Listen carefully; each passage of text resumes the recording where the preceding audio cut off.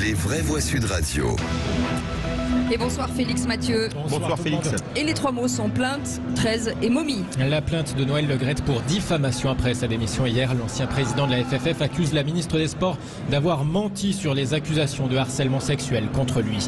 13 comme le nombre de buts marqués par Juste Fontaine en phase finale de la Coupe du Monde 1958. Un record inégalé, le footballeur mythique vient de s'éteindre à l'âge de 89 ans. Et puis une momie vieille de 6 à 8 siècles, tout de même découverte dans le sac isotherme d'un ancien livreur à domicile, c'est au Pérou. Il dormait avec elle et la considérait comme sa petite amie spirituelle. Les vraies voix Sud Radio. Un matraquage incroyable, une cabale politico-médiatique. La contre-attaque de Noël Le Graët par l'intermédiaire de son avocat après avoir démissionné de la présidence de la Fédération française de foot hier. Le menhir porte plainte et accuse la ministre des Sports de diffamation. Réaction d'Amélie Oudéa-Castéra ce matin. Je trouve ça affligeant, dit-elle. Je n'ai jamais insulté personne. Je suis resté poli. Je n'ai jamais accusé de harcèlement. La ministre des Sports rappelle qu'une enquête préliminaire avait été ouverte pour harcèlement moral et sexuel. En tout cas, Noël Le Graët, déjà recasé à la FIFA pour diriger le bureau parisien de la Fédération internationale, ça laisse un goût amer dans les petits clubs, explique Gérard Blanc, entraîneur de l'ASC Vivo Sauvagère à Marseille. Il n'y a pas de plus vilain spectacle qu'un joueur qui reste trop longtemps sur le terrain. Le fait d'être recasé comme ça, c'est pas quelque chose qu'on voit couramment. Si vous perdez votre job, en général, vous mettez plus d'un jour pour en retrouver un. Et ça donne un peu l'impression que ça a été conclu d'avance. C'est-à-dire que cette démission, c'était une porte de sortie vers quelque chose qui n'est pas forcément moins bien. Après, financièrement, il y a pas mal d'argent qui a été donné au football amateur. C'est un point positif. Moi, c'est quelque chose que je regarde. Quand je ne suis pas au bord d'un terrain, il m'arrive de mettre une robe noire. C'est mon métier dans le civil, c'est d'être avocat. Je suis allé voir sur le site de la Fédération française de football. Il y a une charte d'éthique. La charte d'éthique, elle comporte notamment un article sur l'exemplarité. Une fois de plus, sur les valeurs, c'est là qu'il y a une vraie interrogation.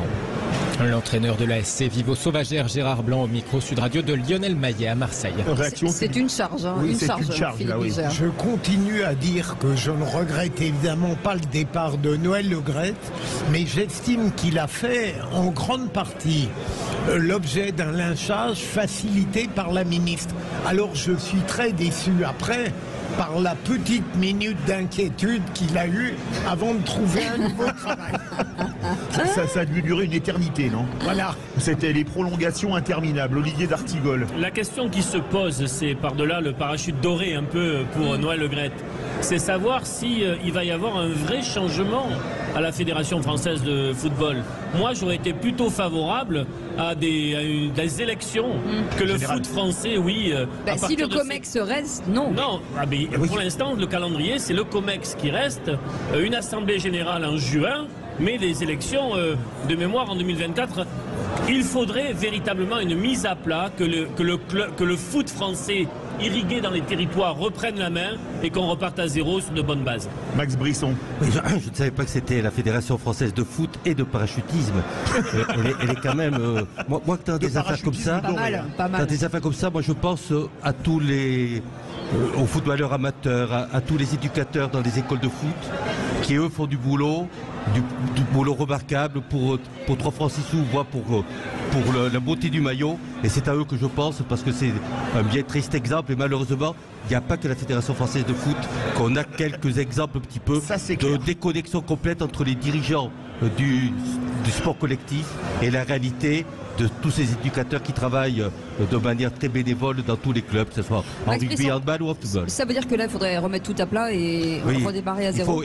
Il faut seulement remettre tout à plat, sauf que le ministère des Sports n'en a pas beaucoup les moyens. Oui. Là aussi, on a créé une agence nationale du sport qui a beaucoup affaibli le ministère des Sports. Et il serait temps de rendre une capacité de contrôle et d'application de la loi sur le sport à la ministre du Sport. On va rester sur le football, mais de manière beaucoup plus triste. Venons-en à cette disparition de l'homme aux 13 buts. Et oui, son nom c'était Fontaine. Et c'est juste son prénom.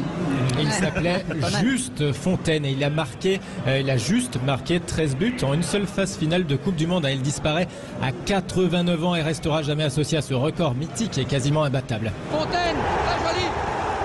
Fontaine qui a repris 2 volets merveilleux et qui marque le but égalisateur. France et Italie, 2 partout. Très très belle reprise de volée de Fontaine. Formidable. Alors que vraiment on ne s'attendait absolument pas à ce que Fontaine puisse reprendre cette balle dans les conditions où il se trouvait. Cela va certainement lui donner confiance. Et pendant les dernières minutes qu'il reste à jouer, Fontaine va peut-être faire des étincelles maintenant. Eh oui, ici un match amical France-Italie archivé par l'INA avec une égalisation signée, vous l'aurez compris, Juste Fontaine. Le mondial 1958 en Suède constitue son chef-d'œuvre, c'est 13 buts. Et il sera pendant longtemps ce mondial à la référence absolue du foot français. Avant, on l'avait demandé. Génération Platini, Zidane et Mbappé. La carrière de Juste Fontaine en grande partie marquée aussi par son passage à Reims. Mais c'est une mémoire, enfin c'est un talent incommensurable. Alors que je n'ai aucune mémoire pour les souvenirs, pour les moments dérisoires de ma vie, j'ai une grande mémoire pour les moments importants.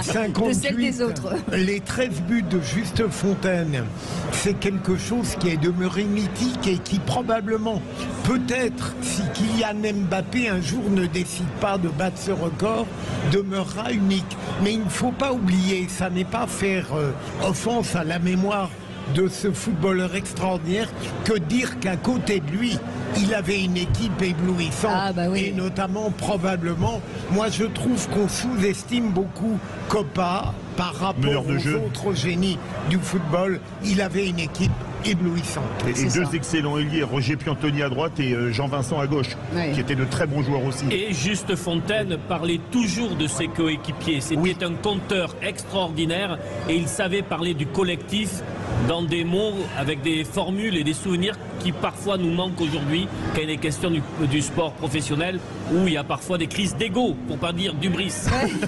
Max Brisson. Vous savez, moi je n'ai pas une grande culture du ballon qui se joue, du sport qui se joue avec un ballon rond. Pour moi, quand le ballon rebondit trop facilement, c'est pas tout à fait ma culture. Mais cela dit, comme je n'ai aucune culture du ballon rond, le nom de Juste Fontaine était dans ma mémoire à moi aussi. Ce qui veut dire que ça a été un grand monsieur du sport français, un grand monsieur du football. Une des plus grandes légendes du football mondial, parce que c'est le recordman de buts en une Coupe du Monde. Et Fontaine, il est connu du pôle Nord au pôle Sud. Même au Brésil, dans les favelas, on connaît Juste Fontaine. Même moi qui ne regarde l'équipe de France qu'en demi-finale, quand c'est du football, je connaissais Juste Fontaine. C'est dire qu'il a marqué le football et le sport français. Et est-ce que pour vous, ce record de 13 buts en une Coupe du Monde, Philippe Bilger disait qu'il faudrait que Mbappé se décide. Est-ce que c'est battable? Parce qu'à l'époque, on faisait 5-2 en demi-finale, 6-3 en match de classement. Aujourd'hui, c'est dur à battre. C'est imbattable. Même si on allait sur le terrain, on n'aurait aucune chance de le battre. Même vous, Philippe. Philippe, David, vous qui êtes passionné de football, on pourrait le comparer à qui aujourd'hui? Joueur actuel, Robert Lewandowski, peut-être, pur avant-centre. En plus, Fontaine plus. Oui, c'est pas les mêmes gabarits. Pour moi, les deux plus grands avant-centres de l'histoire, c'est Gerd Müller, Juste Fontaine. Et puis après, on peut en mettre d'autres. Papin, Lewandowski, Cavani, Filippo Inzaghi. Mais c'est quand même un joueur immense qui restera. Vraiment un joueur immense. Van Basten, oui. En tout cas, on est ravis de lui avoir rendu hommage aujourd'hui. Et on termine, Félix, par cette étrange découverte dans le sac isotherme d'un ancien livreur. Une momie vieille d'au moins 6 siècles. Ah oui, tout de même, 600 à 800 ans d'âge. La police péruvienne a saisi ce week-end cette momie préhispanique recroquevillée dans ce sac isotherme. C'était lors d'un banal contrôle dans un parc. Banal au début en tout cas, puisque l'ancien livreur à domicile âgé de 26 ans a été placé en détention provisoire. Sa momie a été saisie, mais il assure qu'il l'a transportée pour la montrer à des amis avant de l'offrir à un musée, dit-il. En tout cas, il l'avait chez lui, cette momie. Il raconte qu'il l'avait affectueusement prénommée Juanita. Elle était conservée depuis presque 30 ans dans sa famille, dans la demeure familiale selon lui. Elle avait été récupérée il y a une trentaine d'années donc par son père auprès d'un policier qui lui devait de l'argent et de raconter à quel point il se sentait proche, mais alors vraiment très proche de cette momie. À la maison, elle est dans ma chambre, elle dort avec moi, je prends soin d'elle, je la garde. Elle est un peu comme ma petite amie spirituelle. Si je me comporte mal, elle me punit. Voilà ce qu'il raconte. Bon, sauf que petit détail quand même pour sa gouverne, selon le ministère de la Culture péruvien, ce n'est pas Juanita, mais Juan. Après analyse, une analyse rapide de la boîte crânienne, il s'agirait d'un homme, un homme âgé d'au moins 45 ans au moment de sa mort, il y a donc 6 à 8 siècles. Philippe Bilger, vous êtes déjà requis pour des histoires de momies aux assises? Non, mais je trouve que cette personne qui s'occupe des vieilles générations ça c'est bien, on parle beaucoup des seniors. Interdite dans nos sociétés si on peut plus se promener avec sa momie.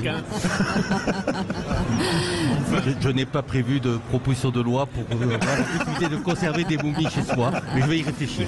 Eh ben Max Brisson, il faudra y réfléchir. Oui. Vous avez 1 heure pour déposer un projet de loi. En tout cas, merci beaucoup Félix Mathieu. On vous retrouve tout à l'heure pour le clic, ce qui clique sur les réseaux sociaux. Et bien entendu, on va revenir sur cette norme qui est en train de tuer les agriculteurs. Est-ce que vous le pensez? Vous dites oui à plus de 90%. On revient dans un instant. Bienvenue, c'est Les Vraies Voix en direct du Salon de l'Agriculture. À tout de suite.